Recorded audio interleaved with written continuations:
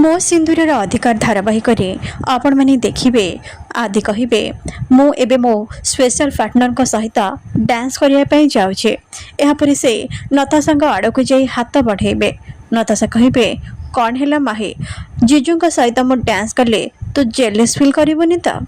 ଏହି ସମୟରେ ଆଦି ମୁକ୍ତିକୁ ଡ୍ୟାନ୍ସ ଫ୍ଲୋରକୁ ନେଇଯିବେ ଆଉ କହିବେ ନତାଶା ତମକୁ କ'ଣ ଲାଗୁଛି ତମକୁ ଏକା ମଜାକ କରି ଆସେ?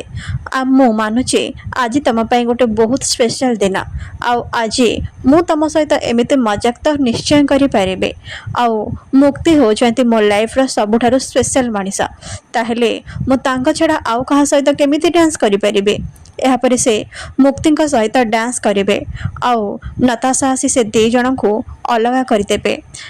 ଲାଲି କହିବେ ଆଲୋ ଏ ଉପର ମୁହିଁ, ଏସବୁ କ'ଣ ହେଉଛି? ଯେତେବେଳେ ଦେଖ ତୁ ସେମାନଙ୍କ ମଝିରେ କ'ଣ ପାଇଁ ଆସୁଛୁ?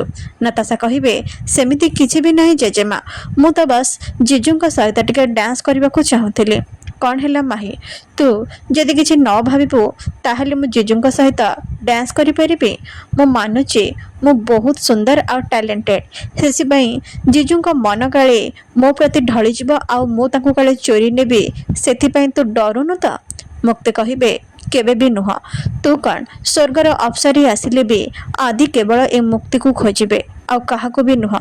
ଏହାପରେ ନତାଶା ଆଦିଙ୍କ ସହିତ ଡ୍ୟାନ୍ସ କରିବେ ଆଉ ତାଙ୍କର କ୍ଲୋଜ୍ ହେବାକୁ ଚେଷ୍ଟା କରିବେ। ଆଦି କହିବେ ନତାଶା ଏସବୁ କ'ଣ ହେଉଛି? ଭୁଲରେ ବି ତମେ ମୋ ନିକଟତର ହେବାକୁ ଚେଷ୍ଟା କର ନା, ଏ ଜାଗା କେବଳ ଆଉ କେବଳ ମୁକ୍ତିର। ଏପଟେ ବିବେକ ଭାବିବେ ଏମିତି କେମିତି ହେଇପାରିବ, ସେମାନେ ଦୁଇ ଜଣ କେମିତି କ୍ଲୋଜ୍ ହେଇପାରିବେ? ସେଠି ତ ମୁଁ ନଥିଲି, ପୁରା ଫ୍ୟାମିଲି ତାଙ୍କୁ ଦେଖିଛନ୍ତି, କିଛି ତ ଗୋଟିଏ ଅଛି ସେମାନଙ୍କ ଭିତରେ।